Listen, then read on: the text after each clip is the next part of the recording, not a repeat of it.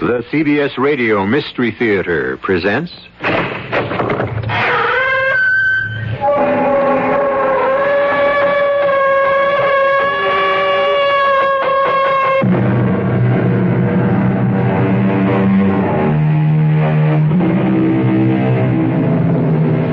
Come in.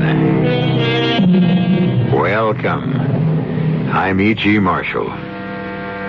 You are standing in the doorway of the diabolic, the dangerous, the deadly. And in a minute or so, you will hear one of the strangest tales we've ever told. A story unlike any we have ever poured into your willing ears. Because this is a story about a man you knew only too well. A man who personified the diabolic, the dangerous, the deadly, to an entire generation. A man the world will never forget or forgive. We're pumping too fast, Doctor. Look at his skin. He's turning purple. Wait another minute. We must improve his heart action. You'll kill him this way. He's too old to stand this. Look. He's trying to speak. Yes. Yes, my Führer. Yes, I know. You are tired, my Führer.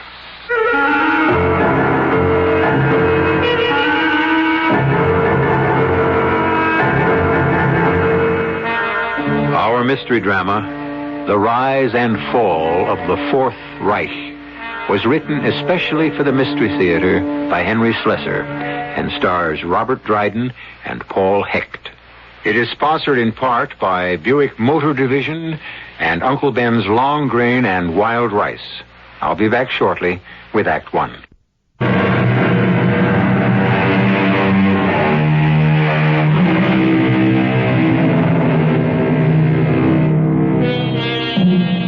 This is Mexico City, a noisy, bustling city, full of people and automobile traffic. Right now, we're standing at the intersection of the Paseo de la Reforma and the Avenida de los Insurgentes. We're watching a black Thunderbird make its way down the avenue and then turn into the narrow, crazy quilt streets of the makeshift neighborhood they call the Ciudades Perdidas, one of the lost cities built by the squatters. There are two men in that automobile. One of them is a man of 71 years, and his name is Dr. Hans Bunderschoff. The other is a man who has many names, so we'll let him introduce himself. You can call me Gunther. When I lived in London, I used the name George Brighton. When I lived in New York, I called myself... What's the difference? Now I'm in Mexico, and my name is Gunther Binder. And that's good enough. Gunther, is that the building? Yes, looks like it. Do you have the photograph with you? Right here in the envelope. Yes, that's the building, Doctor, but it looks empty, even abandoned. If our information is correct, and if God is with us, there is still one occupant. As we mounted the stairs of the ancient building, it was hard to believe that the information was correct, or that God was even aware of this dingy hovel on the edge of nowhere. But then we were at the door of the third-floor back apartment, and it was obvious that no lock was necessary because no thief could be interested in what might lie behind that door. But we were very interested. We had spent a lifetime seeking it. Or rather, seeking him.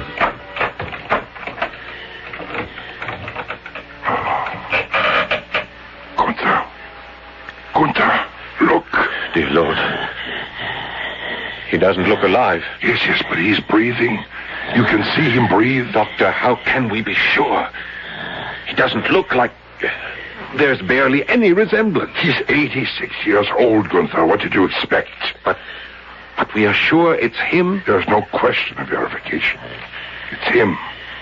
The one we have sought for so long. I must try to speak to him. He's unconscious. He won't hear you. I must try. My Führer. Can you hear me? My Führer, we have come to take you home. But our work was just beginning. First, we emptied the trunk of our rented automobile, and I brought the heavy black suitcase containing Dr. Bunderschaft's apparatus up the 3 flights of rickety stairs. Fortunately, the man we had found in the 3rd floor back apartment was the building's only occupant, so our thumping and bumping didn't disturb anyone, not even the man himself, who remained comatose throughout, his breathing growing more labored all the time. We'll have to use the oxygen soon. I think he's suffering from cardiac insufficiency. Are we too late, Doctor? No, he's lasted this long. He'll last until we're ready.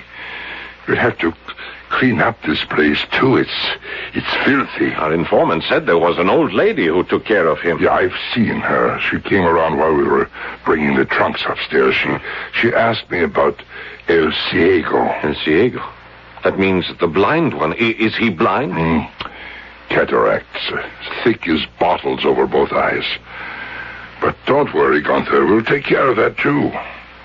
Our Führer will see again. Our Führer will see the coming glory. What did you tell the old woman? Something that didn't surprise her. I told her, El este muerto. He is dead. El este muerto. Yes, of course, the old lady believed it, and so did the rest of the world. Because our Führer had arranged it that way, in one of the most subtly conceived and well-executed deceptions in history. A plan formulated long before the first excavation of the Führer bunker below the Chancellery. I remember that day in Berlin, when the operative we called Leopard came up with the exciting news. I'm telling you, it's true. I got the information straight from the engineer in charge of the construction. But what happened? How did they find the tunnel? They were making a foundation for a new apartment building in the Hansa Quarter, and the whole thing collapsed. That's how they uncovered it. 6 miles long, Gunther, leading straight from the Chancellery to what must have been a secret airfield. That's just speculation. Hear the rest of it. There's a barn at the site, or what's left of a barn. But there isn't any loft or stables or anything you might expect to find in a barn. You mean it was used as a hangar? Nobody wants to believe it. Not officially. Or they'll claim that Hitler never carried out his escape plan. But you think otherwise. What I believe is the Führer confided his true intentions only to Bormann and Goebbels. All the others in the bunker were kept in the dark so they could testify to the authorities about his so-called suicide and Viking funeral. Good Lord. But the body in the blanket, the body that Heinz Linger burned. It was a corpse that he burned, but not the corpse of Adolf Hitler. I simply can't believe it. You remember Bormann's statement that the face had to be covered because it was disfigured? Yes. Gunther, the face was covered because it was the face of some orderly, not the face of der Führer. And now that face was in front of me. His face. The little square mustache gone. The black hair with its slanted lock across that famous forehead gone.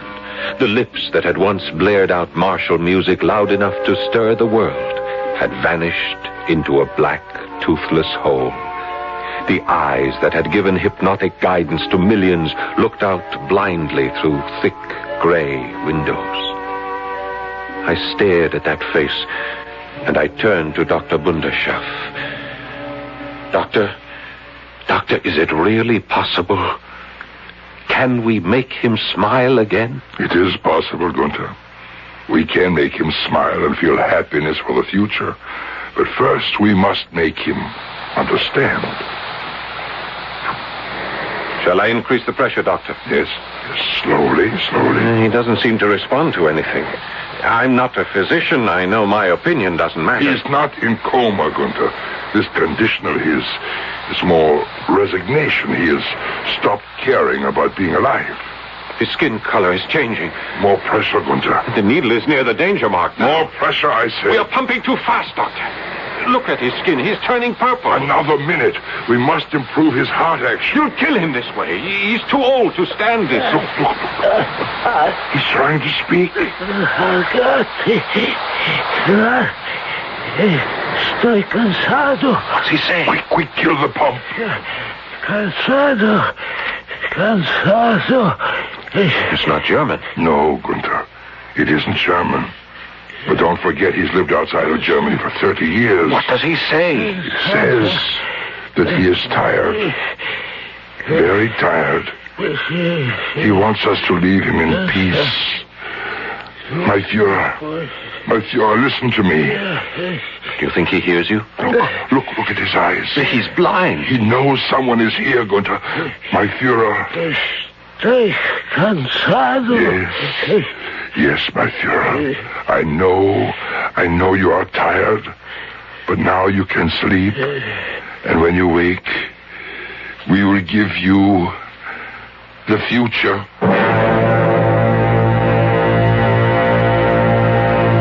It was another 24 hours before Stiller arrived. Stiller was a doctor, too, but he was able to do something that Dr. Bunderschaft could never do. He was an ophthalmologist, and he would apply his surgeon skill to the cataracts that prevented our Führer from seeing the men who had come to restore him to power. I'll do what I can, Hans. But don't expect me to perform miracles. Well, why not, Stiller? We have performed one. We have found him. It's not enough simply to remove the cataracts. He'll need to be fitted with special glasses. Perhaps not. Not after our endocrine treatment. Hans, you still persist in this dream. I know what I have accomplished before. I know what I can accomplish now. But this challenge is too great. A man of his age, in his condition... I will need your assistance, Stiller. Gunther is a fine young man, but he lacks professional skill. I'm an eye doctor, Hans. I know nothing about glands and hormones and all your other mysteries. Please, Stiller, help me. Help me make it worthwhile for those eyes to see again. All right, Hans. If you can believe in miracles, I suppose I can, too. The operation was performed. From Stiller's point of view, it was a success. The gray clouds covering the old man's eyes were lifted, but it was only after new strength was pumped relentlessly into his bloodstream, after stimulants had excited the action of his heart and liver and pancreas and nervous system, did we see any reaction or result. And then the moment arrived. The moment when Adolf Hitler opened his eyes and spoke to us. Who are you? Did you hear me? Who are you? What do you want of me? We are your subjects. What? Your subjects, my Führer. You are mad. You are all mad. I am no one. Let me alone. Let me die. No, my Führer. You will not die. Stop calling me that. My name is Marcus. Please, listen to me carefully, my Führer. My name is Hans Bunderschaft. I am a doctor, an endocrinologist. I served your cause for many years. I have performed thousands of experiments on behalf of the Reich. Experiments probing into the very core of life itself. Yeah, please. You must stop this. I will not hear more of this talk. These lies. I am nothing but an old man. My Führer, please, hear me out. While you were bringing Germany victories on the battlefield, I was seeking victory in the laboratory. I failed, just as we all did. Failed? Failed? We were betrayed. Yes, betrayed, of course. And out of that betrayal, we were defeated. But out of that defeat may now come victory. Victory? What are you saying? He speaks the truth, my Führer. Who are you? I am Gunther. Gunther Binder, your subject, too. This is madness. I know that I was too young to serve your cause when you first brought glory to our nation, but my father served it and died for it, and now I want to be part of the new glory. New glory? What are you raving about? Lunatics! Tell him, Doctor, please. No, Gunther. You tell him. All right, I will. My Führer, we have come to restore you to power. As you can see, we have found ourselves in the middle of a horror story. A nightmare made all the more terrifying because of the reality that inspired it. But can Dr. Hans Bunderschoff make good on his incredible promise?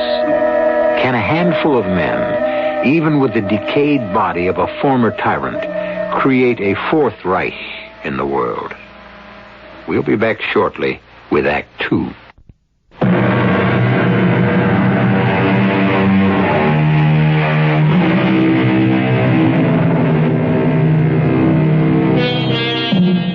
Strange things are taking place in a near-abandoned hovel on the edge of Mexico City.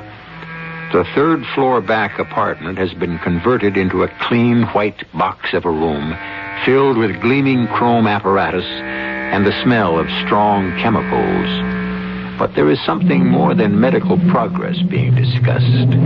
For the men who have gathered in this room are discussing surgery on the world. Don't misunderstand, my Führer. We are not men of politics. We know there are others who can guide you better than we. Politics? I know nothing of politics. Why should an old man know anything but the water he drinks, the food he puts into his mouth? But you remember this much, my Führer. You remember that politics is power. Nothing more. Power? And is that what you offer me? Are you my army? My legions? Is this my new chancellery? But we speak of a different power now. There is only one power. Strength. And I have none. Look at me. I am old, dying. But the power we are talking about is strength. Strength, life, youth. Youth? Now I know you are mad. You would make me young again? Yes. Yes, my Führer. We can give you back the years that were lost in Germany when you so wisely escaped from Berlin. We don't know how many years we can promise you or how much vitality we can restore. But it will suffice for your return to the fatherland. Hans, look at him. His eyes. Madness. All madness. It is enough for now, Hans. Let him rest. You've troubled him enough. We must make him understand it's no good unless he realizes. No. Stiller is right. He has stopped listening to us. We will speak to him again. Later. It was later, all right. Almost 2 weeks later before we heard the voice of Adolf Hitler again. But Bunderschoff was a busy man during that 2-week period. I had expected him to begin the testosterone treatments first, but instead he chose to administer massive doses of vitamins. And then he began a series of amphetamine injections whose effects he watched with concern for the stamina of Hitler's heart. But the Führer survived.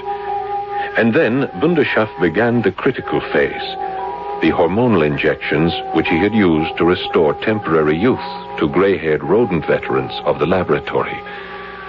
Stiller and I watched the procedure in awe and skepticism. A man isn't a rat, Hans. It's simply not the same thing. We have had similar results with primates, Stiller. Don't tell me now that a man is not an ape. I still cannot believe in this miracle of yours. But he is stronger. You can see that for yourself. He grows stronger every day.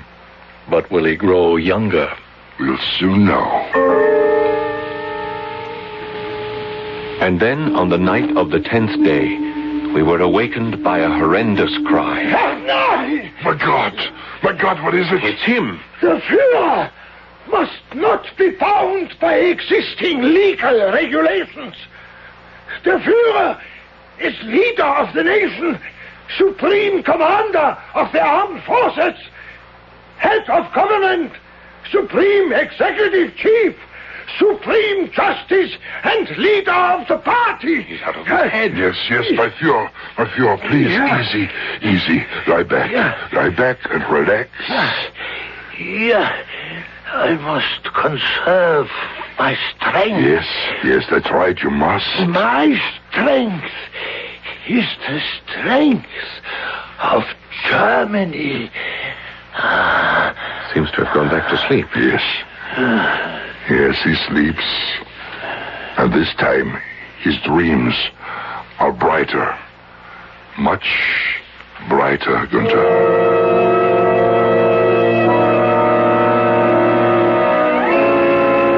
Maybe our Führer's dreams were brighter, but Dr. Bunderschaft's dream began to fade as the days wore on.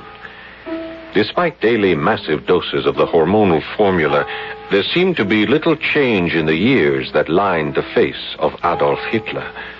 And Stiller began to question whether the dream would ever be fully realized. Hans, why do you persist? I was never convinced that your primate experiments were valid. Everyone has been skeptical. Most of all myself. But I know it is true, Stiller. You should have conducted other human experiments first. To begin with this There one. could not be a more important beginning. Or ending. Didn't you have many deaths? Even among your apes? Yes, there were errors. A sudden change in the androgen balance can sometimes be dangerous. And if such a change occurs now, what will you have? A dead old man? No, this is one thing we must not have. Merely a dead old man.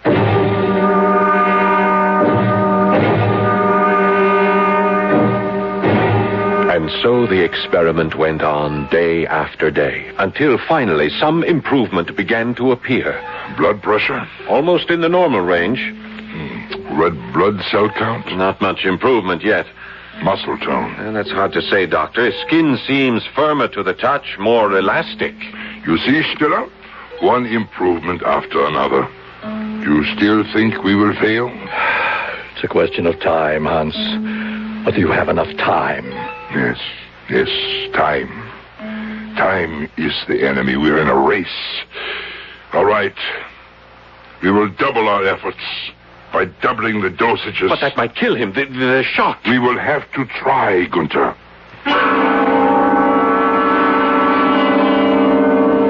So we doubled the dosages. The risk was great, but Dr. Bunderschaft was encouraged by Hitler's ability to withstand the initial treatment. There was only one problem. The increased dosages seemed to affect his mind, and days of delirium followed. They're fools. All fools. Our enemies are enemies of themselves. What is he saying, Gunther? I can't make it out. Britain is a dying empire, dying. America is trying to be its heir. Russia wants the Balkans, deprive them of the belief that victory is certain. We must show them that they can never reckon on our capitulation. Never. Doctor, don't you think this is dangerous? No, let him carry on. Smash the Americans. 45 German divisions. His voice grows stronger. Get me General Koller. He may be unhinged, Doctor. Then all this would have been for nothing. We must wait and see. There must be no holding back now. No commander must hold back his forces. Disobedience will be punished by death. Koller, I hold you personally responsible. Do you understand? What is he saying? Who are those people? He commands generals who are gone. I say that he's mad. I say this whole experiment is mad. No, Stiller. The Führer only dreams. He must dream of yesterday before he can dream of tomorrow. The second miracle took place that same day. Here, careful. Yeah. Lift him carefully. Here, Doctor. Let me help you, sir. Are you sure it's all right to do this, Hans? Yes, I think we can. All the life signs are encouraging. His pulse, his color, his blood pressure. Even his eyes seem to be in better focus, Doctor. I think he's beginning to see us. His lips are moving. He does see us. My Führer, can you hear me? Can you understand what I am saying? My Führer. Who are you? I told you my name. It is Bunderschaft. You are German? Yes, I am German, and I am a physician. Why are you here? What is your purpose here? My purpose is reincarnation, my Führer. There is no such thing. Then I will use the word rejuvenation. You can make people young again. It has been my goal for all the years of my life. And where were you, Doctor, during the war? I was assigned by the SS to Dachau to participate in the noble experiments of racial hygiene. But I convinced my superior, Dr. Sigmund Roscher, that I would be better utilized in research, which would uncover the mysteries of the aging process. I know of no such experiment. It was to be Dr. Roscher's surprise present to you, my Führer. A gift such as no loyal subject had yet given you. The secret of eternal youth itself. And so, what became of this gift? Dr. Roscher abandoned the experiments after our early failures. Like Steinach and Voronov before us, our efforts produced only short-lived improvement in the aged. We were forced to conclude that the testes of man were useful only in the formation of spermatozoa and the secretion of hormone. Yeah, I understand nothing of this. That even the synthesis of testosterone was of no great consequence, although testosterone was one of the chemicals I still employ in the process. What process? The process I developed in Stockholm, where I worked after the war. It is no magic formula, my Führer. It is a synergistic group of chemicals which I believe will eventually lead to an acceptable method of human rejuvenescence. Is it true? Is what you say really true? It is all true, my Führer. You can make me as I was? We can do only so much. But it will be enough for the cause. Enough to make the world tremble at your resurrection from the dead. The world? And when you make your reappearance at the proper time, in the proper place, it will be like a lightning bolt illuminating the planet. That is our hope, my Führer. We wish it to be your hope, too. Hope?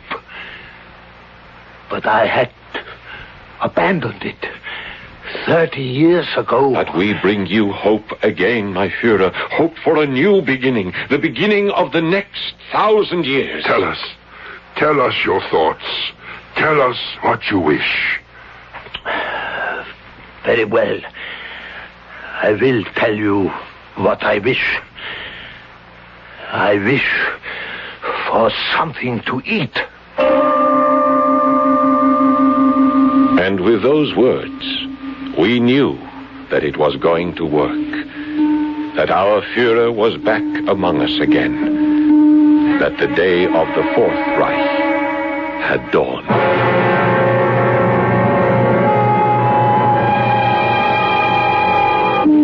The Fourth Reich sends shivers up and down your back, doesn't it?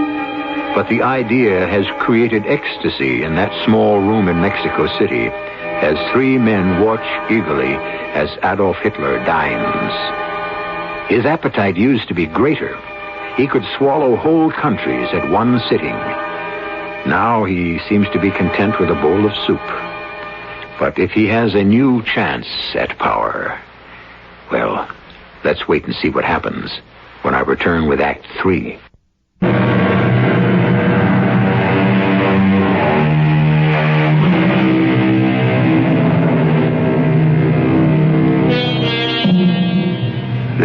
still exciting events occurring for Doctors Bunderschaff and Stiller, and the young man who calls himself Gunther.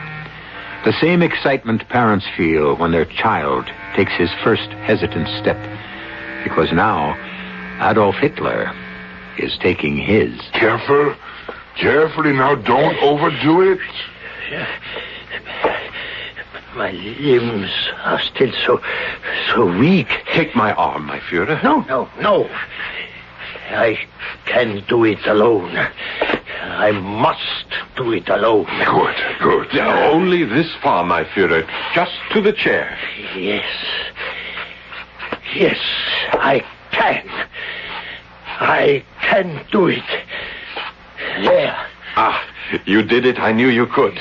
And now I want to see a mirror. A mirror? You heard what I said.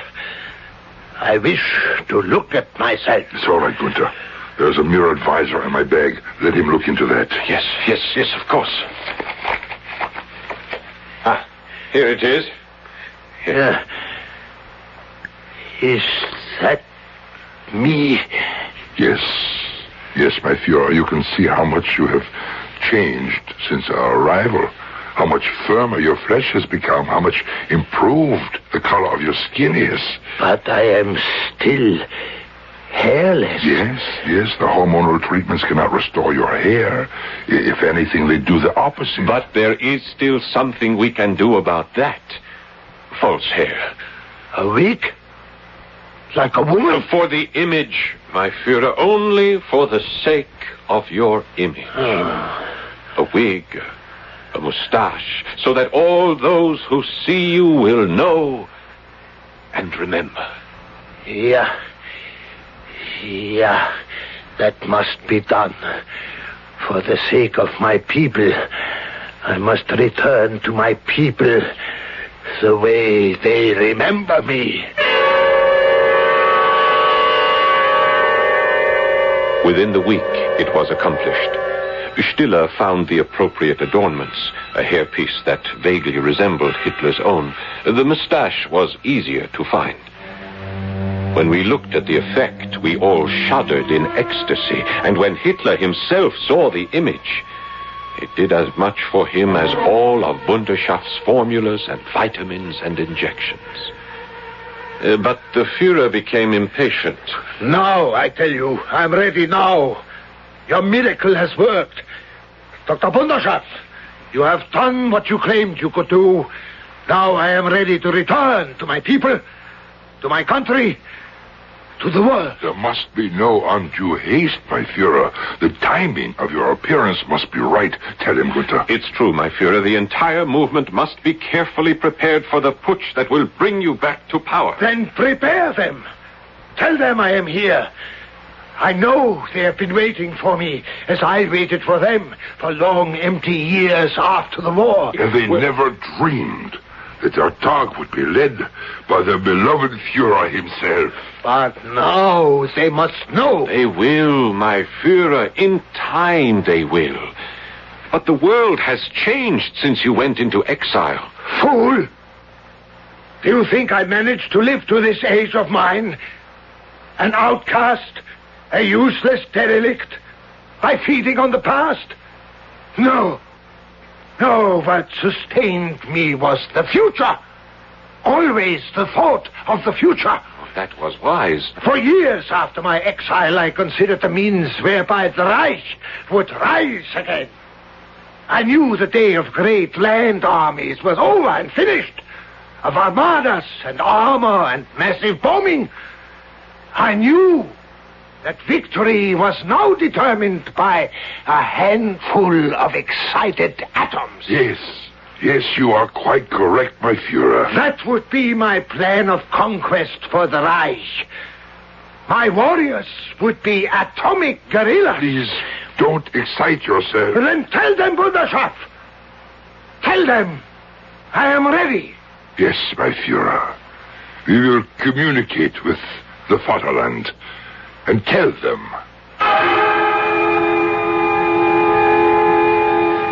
Dr. Stiller left us that afternoon. He had a serious operation to perform on the retina of a close friend.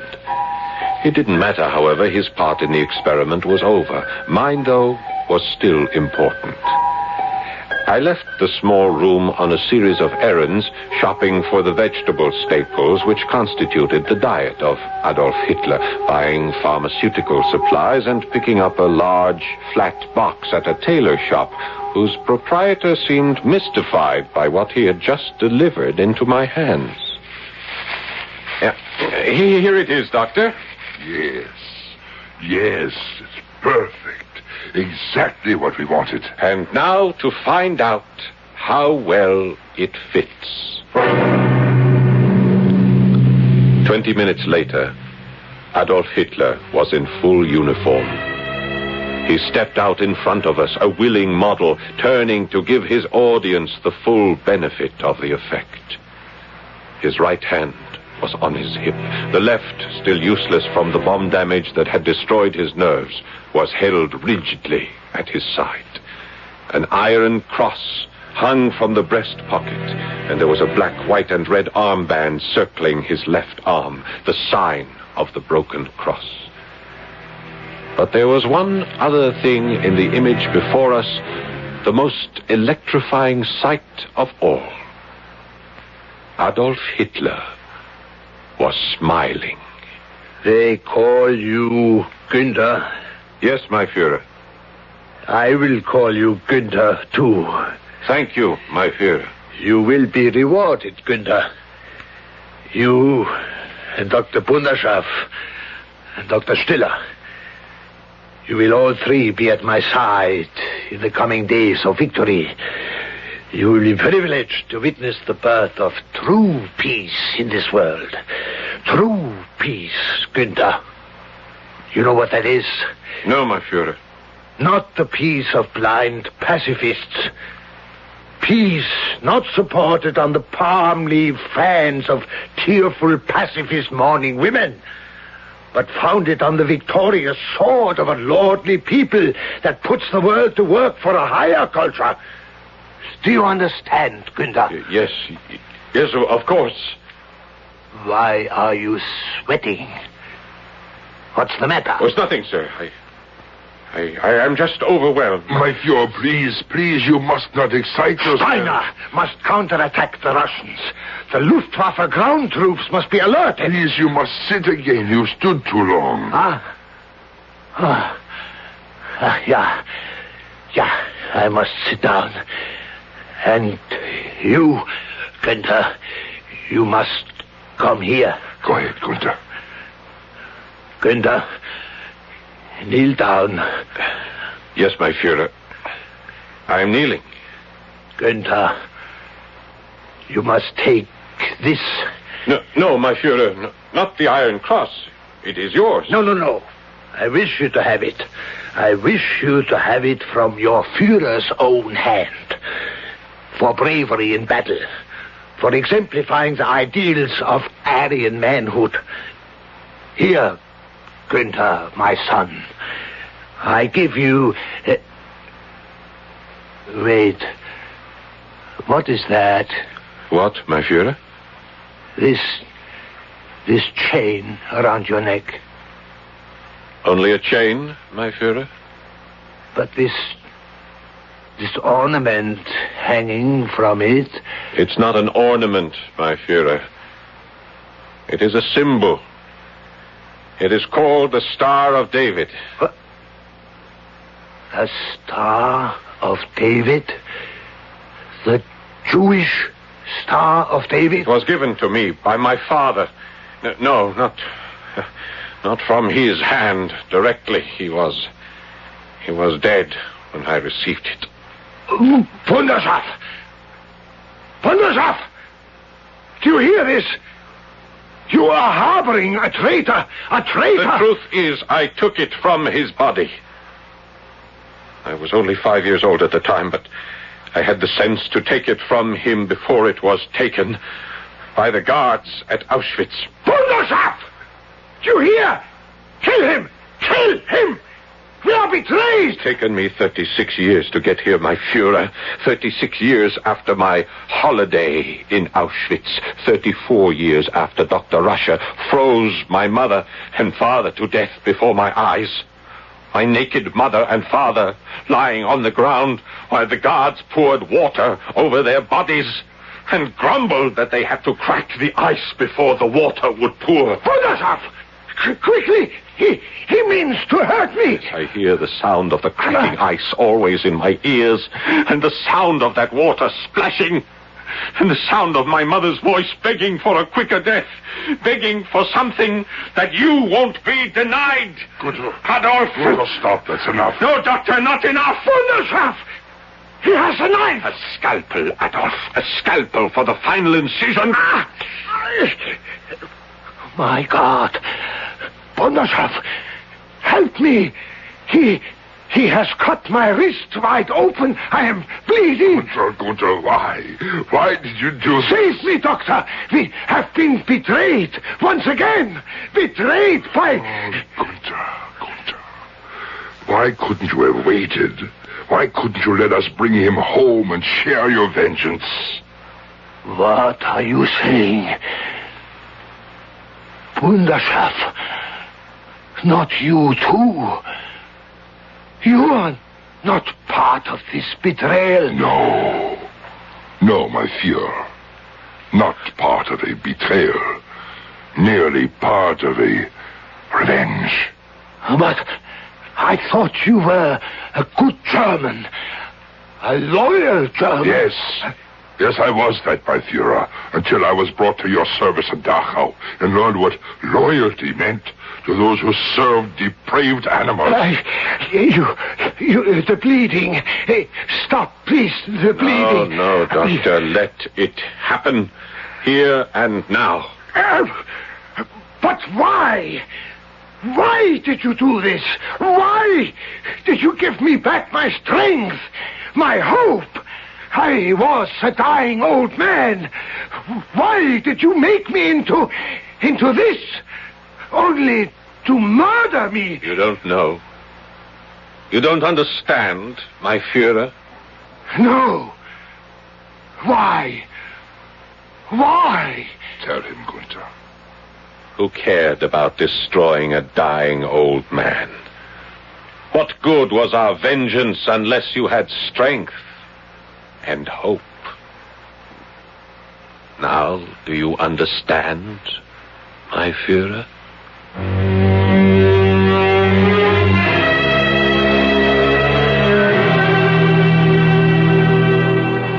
And so, Adolf Hitler dies. Not in the bunker beneath the Chancellery in Berlin, but in a dingy, deserted rooming house in Mexico City. There will be no Viking funeral for him this time. No obituaries, no mourners. Just a memory. A very bad memory.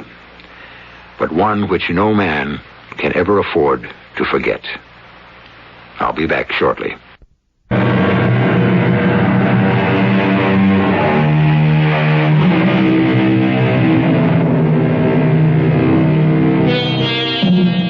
You know, some people might find it hard to believe the story you've just heard, either because they can't accept the idea that Hitler might still be alive, or they can't accept the idea of rejuvenation.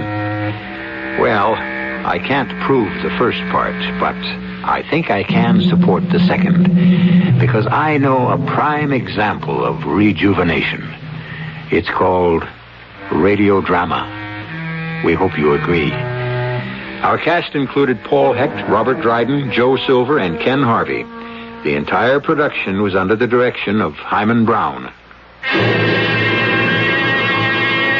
And now, a preview of our next tale. I'm a very busy man. And prefer to spend as little time as possible in the company of anyone as vicious and depraved as Guy Richards. Yes, I know.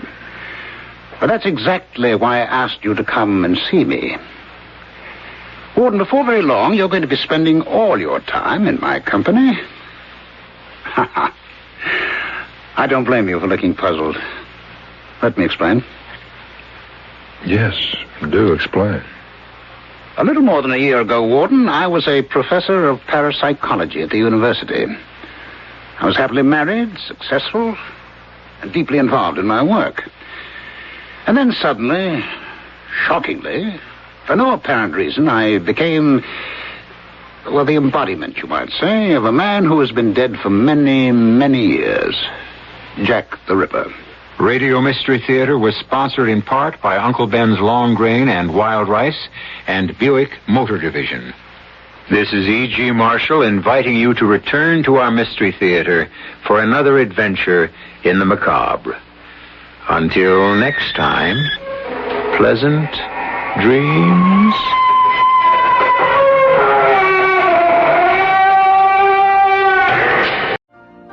You've been listening to the OTR Gold Network. Find more classic radio at otrgold.com.